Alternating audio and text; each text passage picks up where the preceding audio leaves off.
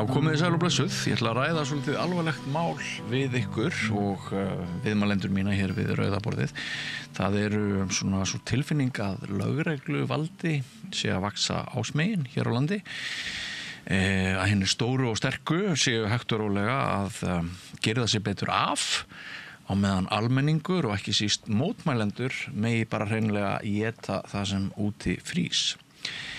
Mér er sagt djúpt innan úr stjórnsýslunni að eftir að glimmer féll á axlir valdamikils manns hafi orðið breyting.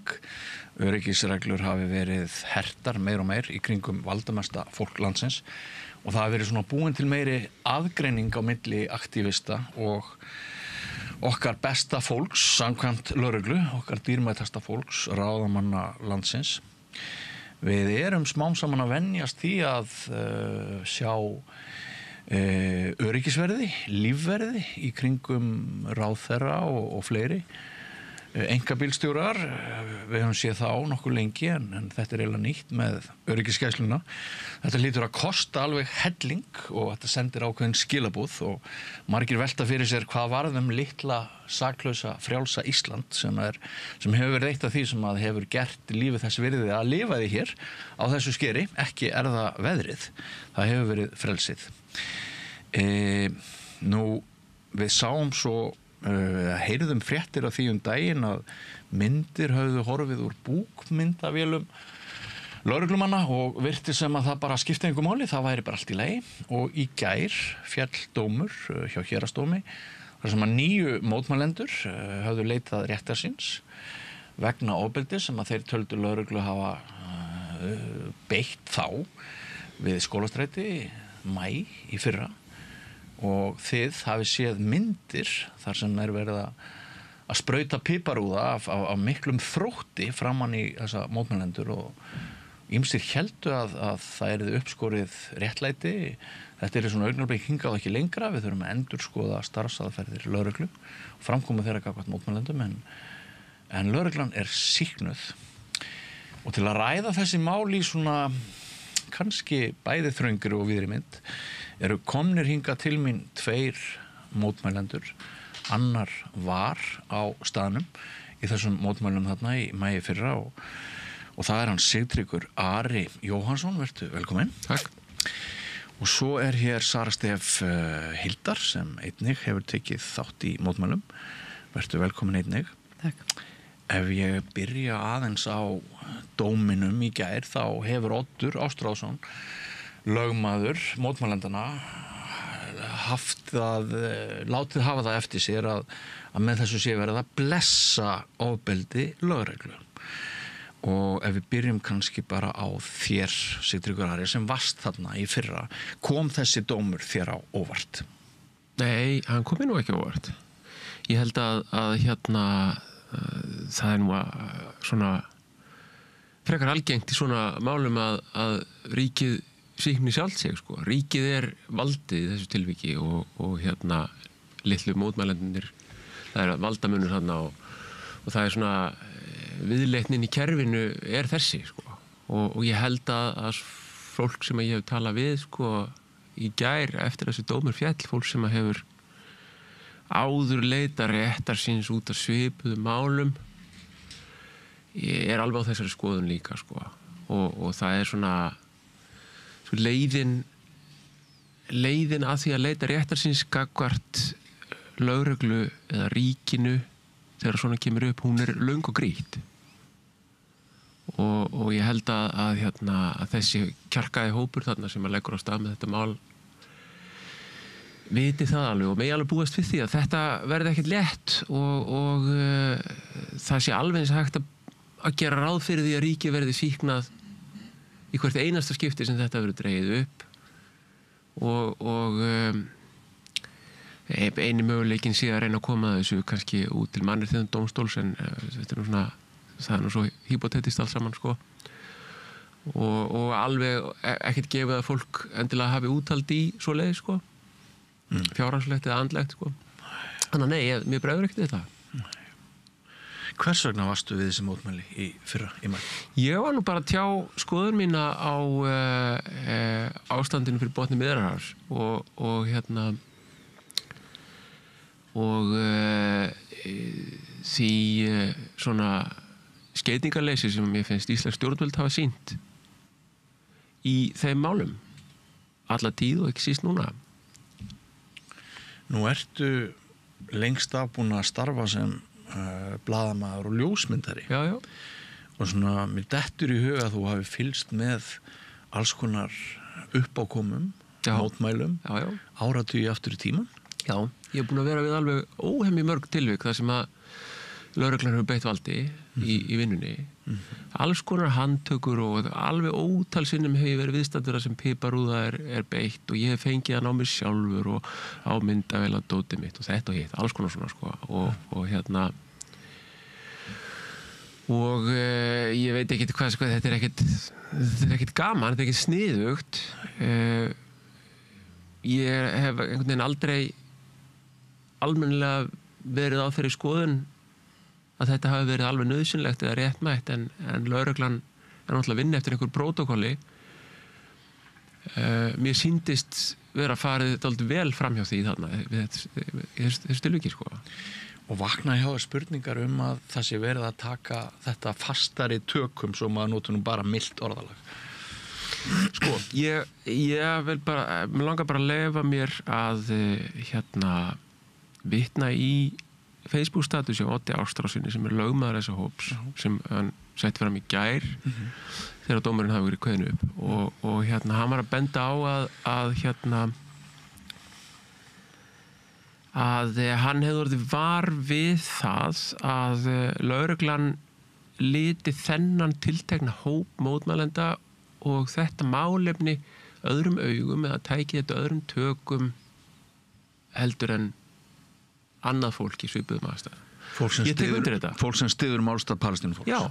Í sérstaklega brennimerkt. Já, ég hef séð, ég orðið var við sko breytingu að því að fjölmiðlar svona hafa endað svolítið með magan upp núna sko og ég hef svona mér, ég er bara frjáls að tjá skoðanir mínar og hef bara gert það. Já. Og er búin að vera viðlóðandi þessi mótmæli núna frá því að þetta þjóðarmál fór á stað fyrir 2 árum að verða, er það ekki? 23, 4, 25, já, 1,5 ár allavega að verða. Og það er svona taktur í þessu sem að hefur verið að breytast og ég hef fundið þetta á 2 vettvangi sko. Þið vitið þegar að mótmælaganga fer á stað og röltir eitthvað þá er yfirleitt lögreglan komin fljótlega og hún fylgir yfir gatnamót og eitthvað svona. Þessu var hætt bara.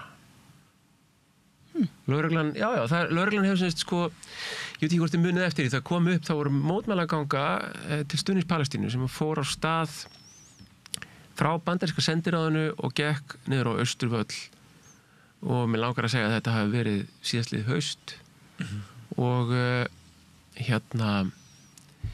gangan gengur sem sé yfir frá þarna túnið, sigtúnið eða hvað það er enga tegið það sem að sendiráð yfir Kringlumýrarbraut og það verður eitthvað, þetta er dálítið löng ganga fullt af fólki, það verður högt þegar hún er að fara yfir Kringlumýrarbrautina og það er lögreglubíll á miðjum gatnamótunum og hann er í forgangsakstri eða er með sýrnur í gangi og það er eins og gangan skynja ekki alveg sko, gangan heldur mögulega að bíllinn eigi erindi við sig en bíllinn er að reyna að komast í gegn, hann er að fara í útkall sem hvað fólk ekki vissi og lögreglan fór fljótlega í það að halda þið fram við fjölmiðla að mótmælendur hefði verið vísvitandi að tefja störf lögreglu og eitthvað svona og við gerðum þessu mál sem fréttamiðlar tóku upp og eitthvað svona sko þetta hefði þetta aldrei gerst ef að lögreglan hefði fyllt þessari göngu yfir gatnamótin og önnur gatnamót á leiðinni þetta hefði aldrei komið fyrir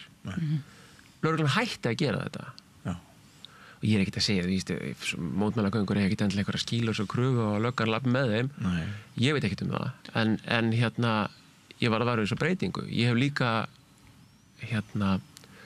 orðið var við þá orðræðu í hópi hátsettra lögreglumanna að tvennt sko, sem ég hef heyrt í störfum mínum sko, alveg til hliðar við þetta mótmælaafstur og svona í óspurðum fréttum tvennt að hælisleitendur séu baggi á samfélaginu, númer 1 þeir séu óþarfa kostnaður og vesen og númer 2 þessi tiltekni mótmælahópur sé einhvers konar skítugt fólk sem ætti að fá sér almennilega vinnu og ég held að svona að þessi orð sem hafa verið sögð mín alveg við fleiri neitt tækifæri eru svona ég veit ekki af hverju lögreglumenn ætti að vera að segja mér þetta í óspurðum fréttum ég held ekki að þetta er tíðarandi sko þetta er tíðarandi, þetta eru skilaboð og kúltúr inn í lögreglunni þetta fæðist ekki inn í lögreglunni þetta kemur annars staðar frá Geti komið úr pólitíkinni auðvitað kemur úr pólitíkinni og þetta kemur ekkert bara úr pólitíkinni þetta kemur úr heimspólitíkinni sko. þetta ristir miklu dýpra heldur en þessi lögreglumaður sem sagði þetta við mig sko. Þetta er raunverulega ekki þessi lögreglumaður sem að segja þetta við mig þetta er fasískur tíðarandi í veröldinni sko. Mér langar að grípa orðið mér finnst áhugavert við erum að tala prótókoll lögregluna hérna áðan og hvernig þeir beita sér gagnvart þessu mótmælendum maður myndi ætla samt að væri líka eitthvað prótókoll sem ætti við einmitt svona stórar göngur sem fara í gegnum almenning sko. Og það er áhugavert að þeir geti bara ákveðið að draga sig í hlé með það. Já, og mann dettur líka í hug sko virðing og öryggishagsmunir að með því að lögreglan virði mótmælendur með þessari vernd þá sé svona verið að senda ákveðin skilaboð og maður spyr sig hvað hefur þá gerst í samfélaginu þegar þeir eru hættir því en sérstaklega Sara sko ég hef nú hlaupið yfir hennan dóm og til dæmis það að sem að minnstakosti túlkun lögmannsins og ég heyri ekki betur eða sé ekki betur en að Oddur lögmaður mótmælendana 9 hafi rétt fyrir sér þegar hann segir að sko lögreglan lítur á það sem ófriðsamleg mótmæli að þarna hafi hluti fólksins lagst í jörðina að það hafi leitt til þess að þá séu mótmælin orðin ófriðsamlega. Hvað finnst þér það? Ég náttúrulega var ekki á þessum tilteknu mótmælum en ég held að það sem sé rétt sem að hefur verið sagt þessi mótmæli að sennilega eru þetta mest svona dokumenteruðu mótmæli sem átt hafa sér stað. Það eru til myndefni frá eiginlega öllum mögulegum það var sko markvisst safnað myndefni af aðgerðum bæði mótmælenda og lögreglu þegar á þessum mótmælum stóð og þessu var deilt á samfélagsmiðla og svona einhver gerða tilraunir til að greina hvað var að gerast þarna.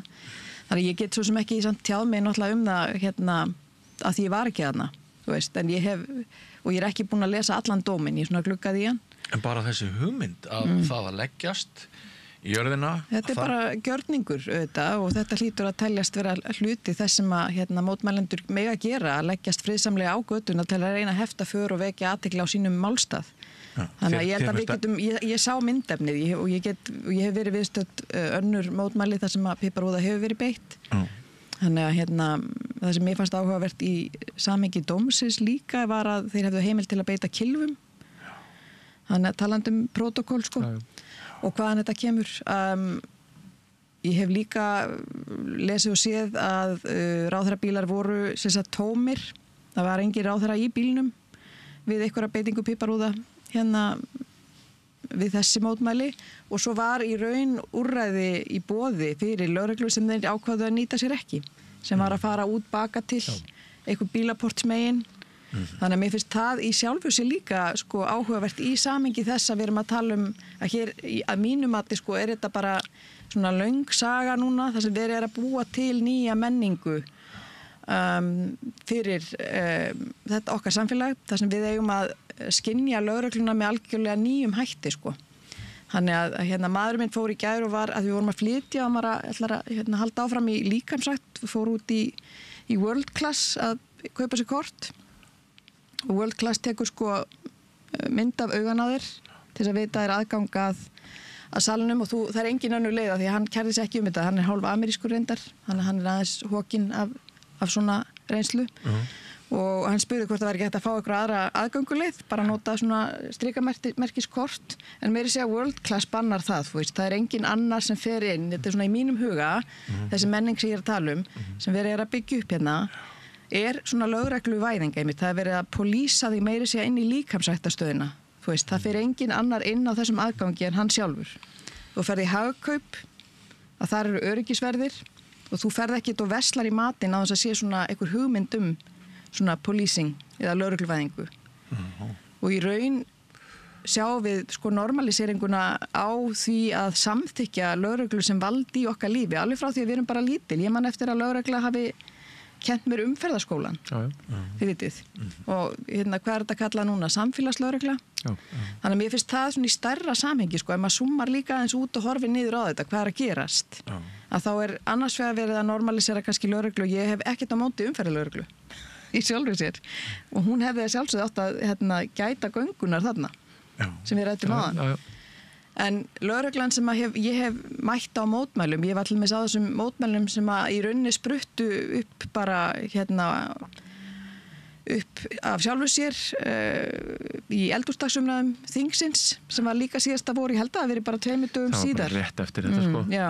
Þessi mótmæli voru 31. maí og eldhúsdagsumræðunar eru bara strax þarna. Strax á eftir. Já, ég meina og það var það sem ég sá og nú er ég sko kona sem hefur tekið þátt í þessum palestínumótmælum alveg frá því að þau stóðu við ráðherrabústaðinn og hérna þetta er fólk sem er bara fólk með sveigjanlegan vinnutíma.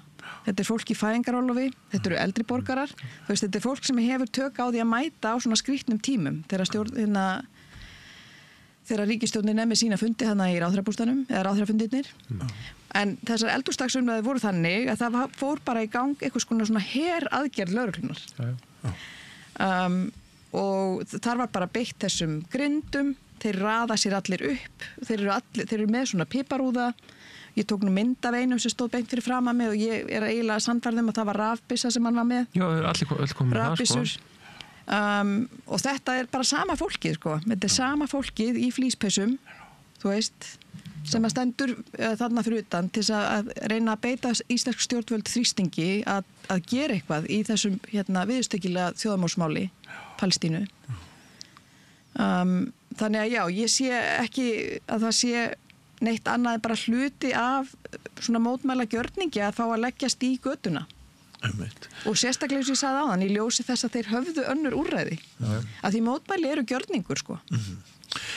Ég myndist í inngangnum áðan á glimmerið á öxlum Bjarna sem var tekið alveg gríðarlega föstum tökum og litið á það sem mjög alvarlegan atburð. Ég er ekki viss að þjóðarsálin hafi verið sammála ráðafólkinu sem að leita á það sem mjög alvarlegan atburð. Það var talað þurfum við nú að hafa öryggisverði allstaðar í háskólanum og allstaðar þar sem að þessi fyrirmenni koma saman og halda tölu og maður bara, þú veist, maður botnaði ekkert í samhenginu. Sem sagt, viðbröðunum sem rætt voru við þessu miða við alvöru málsinn sem að mér fannst ekki mjög mikil, bara svo það sé sagt. En sko, þetta er ekki alveg svona ungt, þetta tegir sig aðeins lengra aftur. Ég man til dæmis þegar við vorum að vinna þetta á Fréttablaðinu að fyrir svona 3 árum byrjar það eru einhverju svona öryggisverðir inn á Alþingi sem er að stugga við mann og segja mann að maður sé komin þegar maður er blaðamaður þar að fylgjast með einhverju umræðu að maður sé komin inn á rangan stað, maður sé komin hálfum 30 centimetrum frá því svæði sem maður átt að standa og þetta með að við séum velkomnir við fjölmiðlamenn og við fáum bara tilhlýðilega virðingu yfirvalda, við höfum aðgengi til þess að dokumentera það sem að við þurfum að dokumentera að sko þetta svona, ég upplifði þetta sem svona þetta byrjaði að breytast til hins verra fyrir aðeins lengri tíma en þeim sem nemur glimmerinn á öxlum Bjarna. En sko, svo hefur mér bara fundist að þetta sé að verða svæsnara og svæsnara, þessi aðgreining. Og þegar ég ræði þetta við þingmenn og ráðherra, þá segja þeir, þetta er bara lögreglan. Þetta lögreglan sem að setur þessa reglur og þeir tala alþjóða trend og eitthvað svona, við séum ekki bara einmitt litla saklausa frjálsa Ísland sem hafi verið og það eins og enginn geti neitt gert við því, við bara séum að sogast inn í einhvern öryggisvelg. Stjórnmálamenninir benda á lögregluna en það þarf enginn að segja mér að lögreglan sé ekki undir áhrifum af orðum stjórnmálamannina. Eru þið sammála því? Nei, ég meina, lögreglan þetta, hún framlegging á framkvæmdavaldinu, ríkisvaldinu, sko. Já. Og það ríkisvaldi sem ákveður hvað lögreglan gerir. Já. Lögreglan hefur heimildir til þess að búa til einhverja starfsreglu sjálf og hún hefur fyrirmæli hvernig hún á að starfa. Eins og aðrir opinberir starfsmenn, sko. Þau fyrirmæli bara í lögum. Og þannig að, sko, jú, og það embætti ríkislögreglustjóra og greiningadeild og eitthvað þar, þau bera ábyrgð á því hvernig þetta framkvæmt og þau hafa það hlutverk í samfélaginu okkar eins og það sett upp að við eigum að meta hverju sinni hvenær þörf á einhverjum öryggisástöfunum, sko, hvort sem okkur líka betur að verð. Og ég held að, sko, fyrsta skipti sem að ég man eftir að stjórnmálamanni hafi verið úthlutað lífvörðum og öryggisvörðum var í hruninu þegar Geir Haarde fekk lífverðið, sko. Og það var okkur fannst það gríðarlega frétt og biðum eftir Geir Haarde einhvers staðar og með myndavél og til að sjá þessa verði og mynda þetta og höfum þetta forsíðan og svona. Og þetta var svo mikið nýmæli í íslensku samfélagi, sko. Og fram að hrunu þetta, þið muni kannski, sko, að maður labbaði nú nánast inn í Alþingishús og í vinnunni og þekkt alla hvað góðan daginn og hæ og maður var bara inn og þetta ekkert mál fór bara, þú veist, niður í reykherbergi þarna í kjallaranum eitthvað og fekk sér sígaret og svona vilsa, ekkert stress, sko. En það náttúrulega búið og kláraðist þannig í hruninu, sko. En svo þetta búin að vera svona, til þess að gera rólegri tímar þarna á milli, þangað til núna. Já, að vera svona fjárhagslegu trúnaðarbrestur þarna í hruninu já. Og þá traust rofið, sko. Þannig að þetta svona rímar við þá, sko, menningu sem að verða til. Að því ég meina, við erum náttúrulega ekki í einhverju tómarúmi Ísland að þróast í þessa átt. Þú veist, ég meina við bara mótmælin sérstaklega tengist þetta líka, sko, svo sýnilegt í kringum Palestínumótmælin. Já. Bæði náttúrulega mjög áberandi og ógeðslegt í Bandaríkjunum, en líka náttúrulega í Þýskalandi og á fleiri stöðum, þannig að... Já, ég er alveg þar. Ég held að, sko, það sem að gerast í Bandaríkjunum að þar eru stjórnvöld sem eru búin að taka allt kamóið af öllu og sýna okkur hvernig fasískt kerfi virkar. Og þau eru ekki búin að gjörbreyta þessu. Þetta pínlítið eins og þetta hefur alltaf verið. Það bara ekki lengur neitt hjúpur yfir þessu, sko. Og mín skoðun svo að þetta sé svona líka í öðrum löndum, líka hér, sko, á aðeins annan hátt og það hjúpur hér ennþá yfir hlutum, sko. En þessi fasísku trendi eru alveg klárlega til staðar og við erum í miðjun á þessu, sko. Já, ég get alveg verið sammála þessu, sko, en ég meina þess vegna þetta líka ákveðið svona tabú að ræða lögregluna gagnrýnið. Já. Vegna þess sem ég var aðeins að reyna að koma inn á hérna áðan með hvernig þetta sko normaliserað, sko. Þú veist að lögreglan sé góð, hún sé með okkur almennum borgurum í liði. Já. Hún nýtur traust, hún mælist alltaf með traust, sko. Mælist með traust og ég var með að lesa að það var með traust til dómstóla hækkar eitthvað pons í pínu lítið, sko. Almennt en ekki sérstaklega dómstiga. Þannig að það klárlega náttúrulega eru sko einhverjar flekarhefingar og mikil togstreita núna í ljósi þess að það búið að afhjúpa fasismann eins og í Bandaríkjunum og Breitlandi og Þýskalandi. Þú veist, þannig að það kannski ekki, eins og Diddi sagði hérna áðan, þetta kemur okkur kannski ekki á óvart niðurstaða þessa dóms í því samhengi, skilur sko. að það alveg við því að búast að þau þurfi að leggja á sig mitt langferð og grýta. En þessi stóra aðgreining og vaxandi aðgreining á milli valda fólks og almennings, þar sem að mótmælendur virðast sitja á botninum í svona hierarkíunni hjá framkvæmdarvaldinu, að sko til dæmis vitið þið það að ef þú verður þingmaður sósíalista í næstu ríkisstjórn og þú verður ráðherra, þá mun lögregla fara að heimiliðinu, hún mun kortleggja heimilið þitt út og suður og reikna út líkurnar á að almenningur geti unnið þér mein og tjón og skaða á þínu heimili og það verða að gera ráðstafanir á heimilinu þínu til þess að koma í veg fyrir það að brjála þér mótmælendur skrýtlin geti unnið þér tjón. Er ykkur kunnugt að við erum komin á þessar slóðir? Vissuð þið þetta? Mér þetta ekkert kemur ekki óvart, nei, að sjálfsögðu ekki, en ég held þess að mótmælendur eru alveg örugglega ekki sko á botninum gagnvart lögreglunni, en þetta eru sko tengsl á milli þessara mótmælenda og hælisleitenda sem er algjörlega á botninum í þessu stígveldi. Finnst ykkur þetta ekki áhugavert skref? Jú, það er alltaf þetta er náttúrulega presenterað sem öryggi sko, og peningarnir sem að hljóta að fara í þetta eru náttúrulega bara alveg geigvænlegir, þeir fara þá ekki í annað, þeir fara þá ekki í mannúðarstörf og jöfnuð og fátækar fjölskyldur og meðan. Nei, ég veit ekki, mér þetta sko, ég veit ekki alveg hvort að ég á að vera hrifin að þessu eða ekki hrifin að þessu, en þetta er svona, mér bregður ekki, mér finnst þetta stiður náttúrulega við þessa orðræðu sko, að hér sé hræðilegt ástand, hér sé skríll, öskrandi skríll út á strætum, þú veist, og að það þurfi að verja sko. Manni finnst korter síðan fólkið var hlið við hlið í símaskráni, náðum í Steingrím Hermannsson bara einhver dutti sem hringdi að kvöldi. Það er oft verið sögð þessi rómantíska saga smiðinn, skipstjórann og forsætisráðherrann sem byggur sömu götur hlið við hlið og eitthvað svona. Manni finnst bara að vera svo stutt síðan. Ég veit að ég er hann miklu eldri en mér finnst stundum að ég sé. En er þetta samt ekki ákveðin paradísar missir og verðum við ekki aðeins að ræða þetta? Að sjálfsögðu, þetta gerist mjög hratt og er að gerast mjög hratt. Já, það er annað sem að ég held að afhjúpist samt sko, þessi linnulausu morð Ísraela og Palestínufólki, þau afhjúpa bara svo margt í okkar menningu sko. Og líka heima í okkur sko. Þau afhjúpa líka hversu viðtæk og djúpstæð islamofóbía, fordómar gegn múslimum í veröldinni er. Og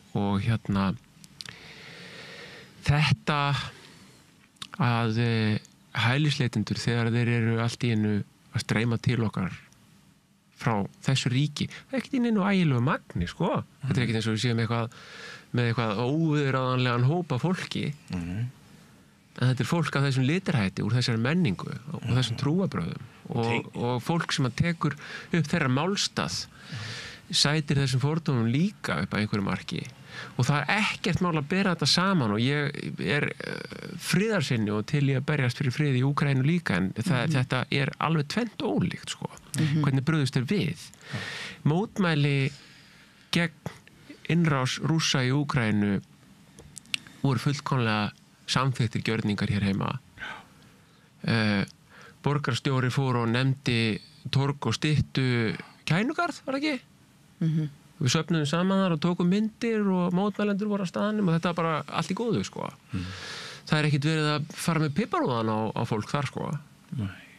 Það er einhver ástæða fyrir því að það er að fólk er til í að horfa eitthvað annað og þegja þegar að þetta gerist í Palestínu sko. Solarismálið sem við vorum síðast að fjalla í gær og ætli það væri verið að sækja það svona hart að lögreglan væri í þriðja skipti að fá fyrirmæli það að djöflast í þessu máli þegar sakargiftirnar eru þær að fólk er að bjarga mannslífum frá slóðum sem að loga og eru helvíti á þeim tíma sem að mannslífunum er bjargað. Maður spyr sig sko, ef þarna hefði verið svona, já bara, segjum það bara uppátt, bara börn og fólk af öðru svæði með annan húðlit, væru við þá að verða vitni af þessari hörku? Þetta er náttúrulega svona smjörklípu stús, þetta já, en viðurstyggilegt enga síðu sko. Já, ég meina, þetta er bara þú veist, og þetta er einelti sko, þetta er einelti og ofbeldishegðun og þetta brýtur ég held sko að stjórnsýslan stjórnsýslunni ber skylda til þess að gæta meðalhófs í framgöngu sinni gagnvart borgurunum, það lög það og ég ekkert viss að sé verið að fara til þeim. Ég held að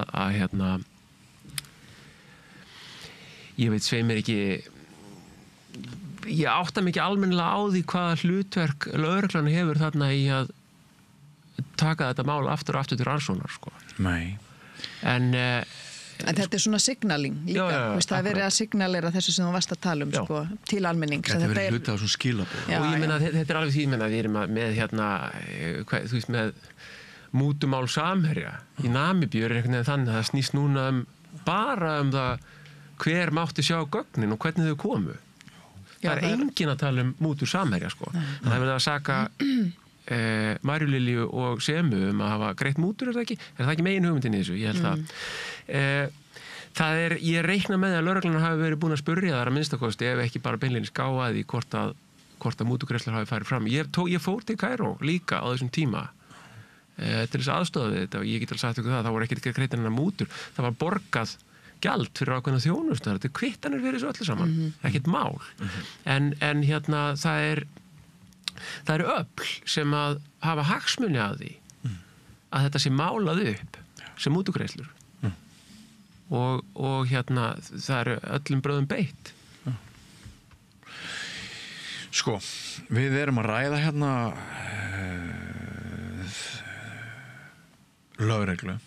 Við erum að læra viðhorf, fordóma gagnvart ákveðnu fólki og hvernig það eskalerast í sérstaklega hörðu viðmóti lögreglu og fleiri sem er palestínufólk og svona. En við erum líka að ræða bara lögreglu og breytingar á háttum lögreglu sem ná eitthvað út fyrir held ég þennan hóp sem við erum að ræða. Og einn vandinn finnst mér sem fjölmiðlamanni til langs tíma er að sko fólk er ráðastöðum það svolítið hægt að taka þátt í samtalinu.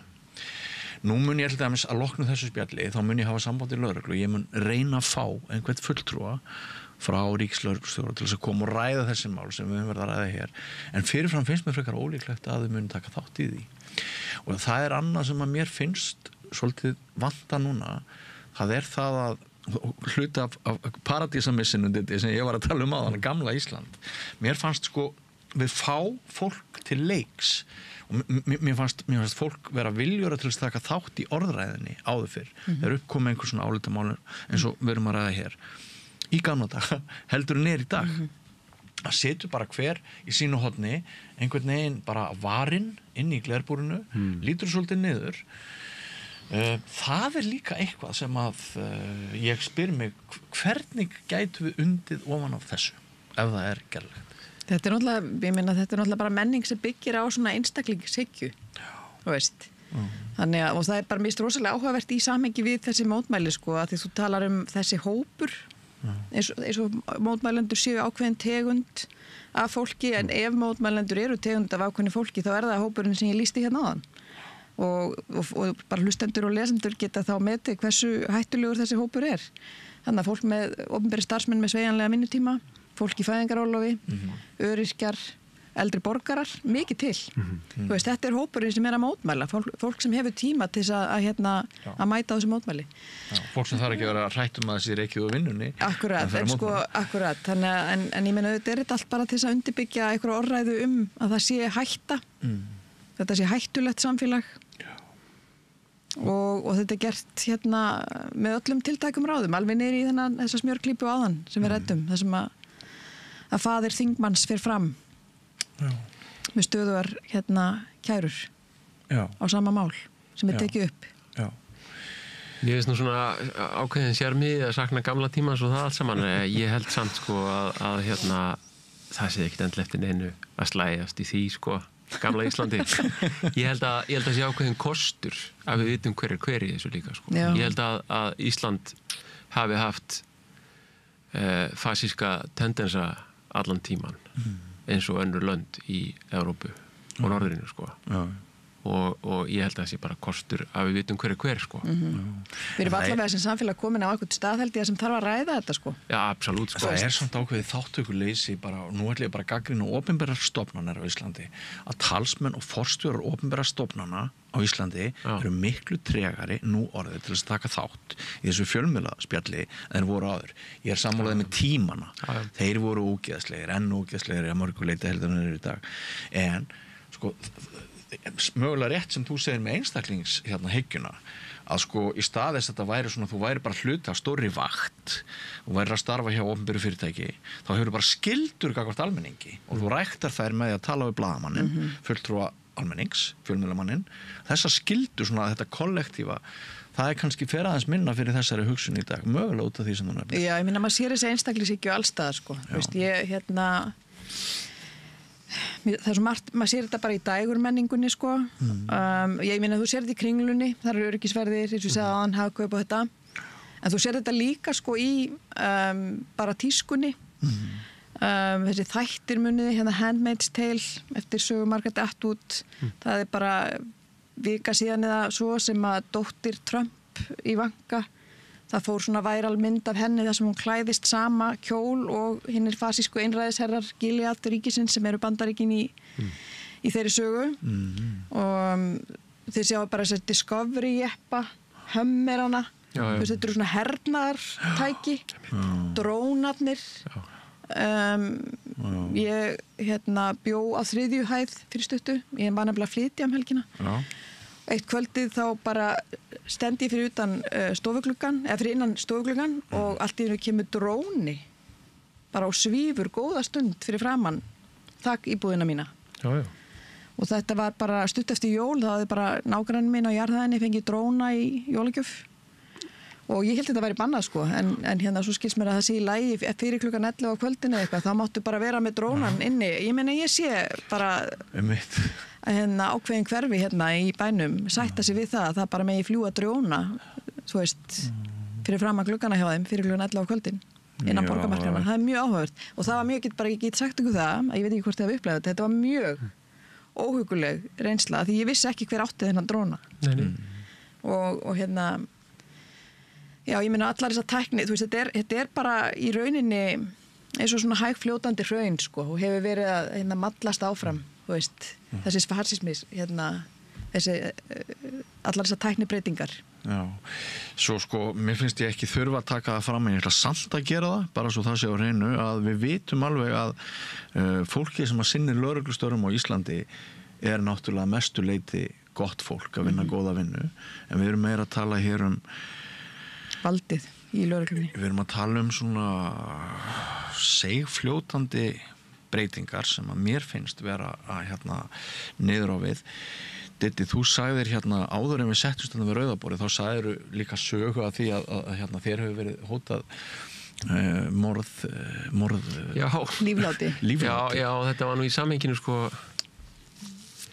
þetta var auðvitað í samhenginu sko að maður á eitthvað samtal við lögregluna sko, er það ekki? Jú. Þegar ríkislögreglustjóri tala við Bjarnar Benediktsson og segir það er hætta á meira glimmeri, þú þarf að verður að hafa vopnaða verði með þér ef það skildi vera meira glimmeri einhvers staðar. Þá ég reikna með að jafnvel þó að þetta væri mjög stíft prótókoll sem lögga vinnur eftir að þá geti Bjarni talað við mennina sko. Og sagt, já, ok, getum við haft þetta þegar ég kem fram opinberlega eða eitthvað svona. Þarf þetta að vera inn í þingsal með mér svona, þú getur einhvern veginn svona tekið eitthvað samkomulag, það er það sem fólk gerir. Að því að fólk er fólk sko, að það er mjög mikilvægt líka að þú veist að tala að flestar lögur væri góðar og eitthvað svona. Ég held að sko lögreglan náttúrulega bara situr uppi með það að vinna þannig vinnu að við getum ekkert, það skiptir ekkert máli. Fólk er bara fólk, alls saman hvernig það er á litin, við vitum það og hvaðan það kemur og hvaða trúarbrögðan tilheyrir. Lögreglan hefur bara þannig vald til þess að umgangast okkur hinn á meðan hún er í búningnum, að hún situr upp með það að við þurfum alltaf að pæla í því hvernig þetta verkar unnið. Góða punktur. Já. Og jú, ég lenti náttúrulega einhvern tímann í störfum mínu sem blaðamaður að mér var hótað lífláti og mér var hótað lífláti alveg með mjög ákveðnum hætti og það var talað um að koma heim til mín og konan mín er drepin líka og eitthvað svona sko. Mjög næsti. Já, þetta var mjög svona vel skilgreind hótun, sko, sem að er oft talin hættulegri heldur en eitthvað random. Þú dauður fávitiðinn, sko. Það er ekki eins hættulegt, sko. Akkurat. Og ég lét lögregluna vita og hún bauðst til þess að koma heim og skrúa einhverja svona krækju á útidyrahurðina hjá mér. Keðjulás. Já, eitthvað svoleiðis, já. Og ég svona verandi bara svona venjulegu náungi talaði við mannin og sagði, nei, þetta er alltaf í lagi, sko, ég afþakka þetta. Ég set bara krækju sjálfur og mig langar að hafa krækju. Og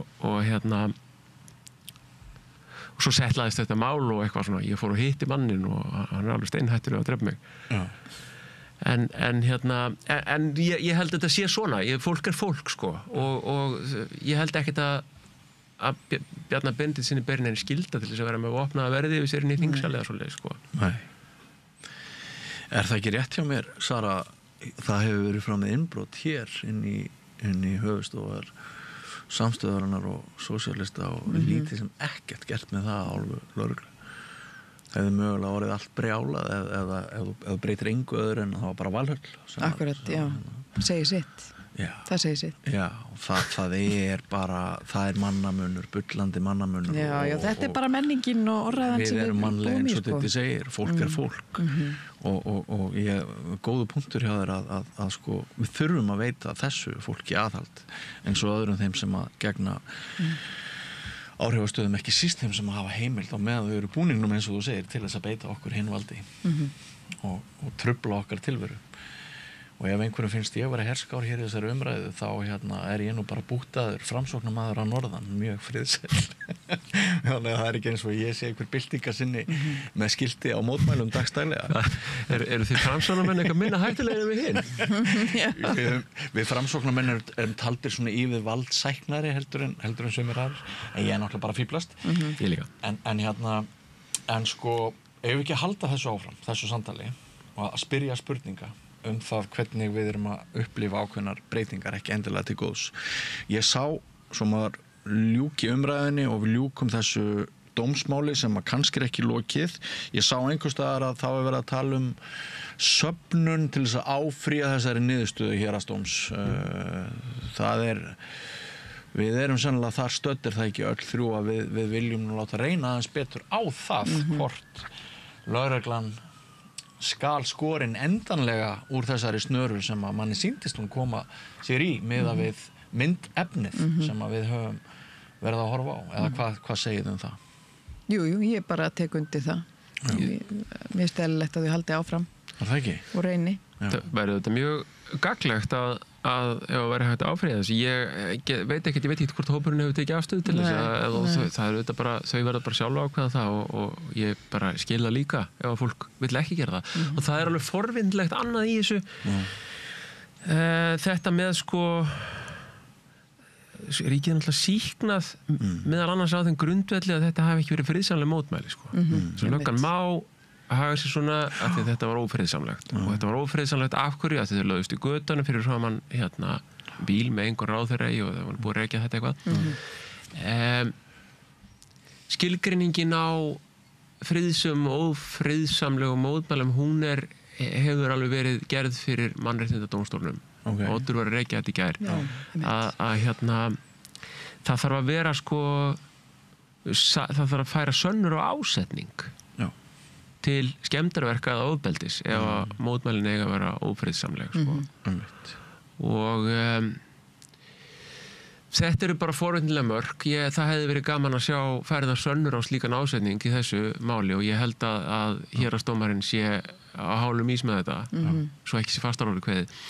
Ég held líka að það er annað í þessu forvitnilegt og það er það að sko ef að beita má friðsama mótmælendur ofbeldi þýðir það þá að það má skilyrðislaust beita ófriðsamlega mótmælendur ofbeldi eða þú veist Hvar er línan? Já, er málstaðnum einhver svona svo ég tala nú málstað því það er málstaðar sko. Það er ekkert víst að málstaðnum sé endilega akkur í því að það sé skilgreint hvern má berja og hvern má ekki berja úr okkur hópi, sko. Ég held bara að, sko, ég held að við sem að viljum halda þessu máli á lofti sem ekki hefur málsvara inni á þinginu eða í stjórnmálunum, sko, þá þurfum við bara standengstur út á götu og öskur og æpa, sko. Ég held að okkur sé ekkit endilega hagur í því að það sé skilgreint hvern má berja og hvern ekki, sko, en þetta er bara forvitnilegt. Ég ræðis ekki. Ég er forvitin þetta. Já. Einmitt. Það er ég líka. Og svo eins og ég nefndi þarna aðeins í inngangnum að þegar myndefni getur líka týnst, að þarna voru við þó sannlega með sönnunargögn sem var myndefni, en svo eru önnur mál þar sem það bara hverfur og maður sér ekki að það séu einhverjar afleiðingar. Nýlegt mál. Já. Nýlegt mál þar sem að nefndum rannsóknarstörfum lögreglu fór fram á gögn, var ekki? Og þegar að beðið var gögn þá var þeim fargað. Já, þeim hafði verið fargað. Já, það virkar þannig. Án nokkur afleiðing. Ég held sýnist að lögreglan sé ekkit ægilega stressuð út á þessari nefnd, sko, eftirlitsnefnd. Nei, einmitt. Það má spyrja sig hæði þessarar nefndar. Og nefndin er svona frekar hlýðhóð lögreglunni líka. Oft, það var svona segast líka. Ég veit ekki hvort lögregla verður hlýðhóð okkur þremur að lokinu þessari útsendingu, en þetta virkar alltaf þannig að nú fáum við ekki vinnu og lögga verður leiðileg við okkur og þetta er allt svona, sko. Já, þetta er svona. Já. En við höldum áfram. Maður hefur ekkit annað en sitt eigin nef til þess að fylgja. Og við höldum áfram að ræða samfélagsmál. Þakka ykkur kærlega fyrir að koma hér að Rauðaborðinu. Sigtryggur Ari Jóhannsson og Sara Stef Hildar, ekki fara langt. Kæru áhorfendur og hlustendur, við höldum áfram við Rauðaborðið hér langt fram á kvöld. Samstöðin er í eigu hlustenda, áhorfenda og lesenda.